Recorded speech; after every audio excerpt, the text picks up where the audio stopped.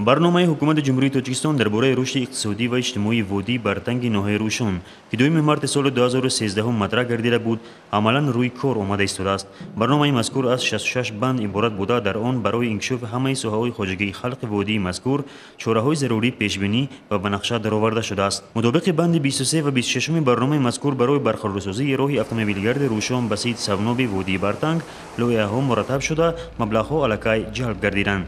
عین حال لایحه اینوستیسیونی تجدید و برقرارسازی راه اتومبیلگرد روشن بسیط سوناب با ارزش 195 میلیون دلار آمریکایی و مسافت 150 کیلومتر تهیه گردیده برای ورود نمودن برنامه دولتی سرمایه‌گذاری گرانت‌ها و ساختمان اساسی منظور شده است. حال حاضر برای وسیع و با طلب و جوابگو نمودن راه‌های اتومبیلگرد حدود وادی برتنگ کارها جریان داشته تکنیکی کاری مورد بنیاد نمودن راه‌ها قرار دارند. در قطعه‌های تنگ و خطرناک راه بسیط سوناب همچنین اساسیات استفاده برندگان راه موشنگرد روشن سرز برای وسیع نمودن راه‌ها کارها پیش برده ایستادند.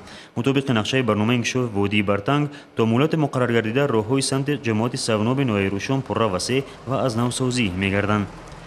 همچنین از روی عملی نمودن مقررات بند یکم برنامه رشد برتنگ در همه دهه‌های این وادی همگی به مساحت 260 گکتار زمین‌های نو از خود کرده می‌شوند و به گردش کشاورزی وارد می‌گردند.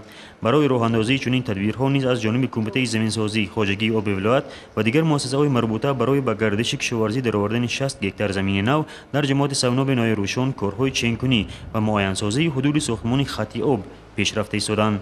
حاضر از طرف اگنتی بهداشت زمین و آبیاری نزد حکومت جمهوری تاجیکستان متخصصان آمدند و برای از خودکنی 20 گکتار زمین نو در همین سال موضع را انتخاب کرده ایستادند. حاضر کارهای جستجویی تحقیقاتی گذرانده ایستادند چنانه که شما دیده ایستاده.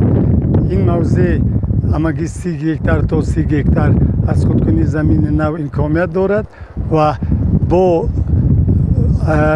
به طلبات گئودزی جواب دادن این موضع ما کارهای ساختمانی کنه را آغاز میکنیم. جهت تطبیق بند اول برنامه رشد برتنگ آید به از خودکنی زمین‌های نو اگنتی بهداشت زمین و آبیاری در سال جاری 300,000 سومانی مبلغ پیش بینی نموده است. وابسته به شرایط اقلیم وادی برتنگ تا موجود بودن امکانات دسترس کاری کارهای سازندگی در این منطقه بلندکوه ادامه خواهند یافت.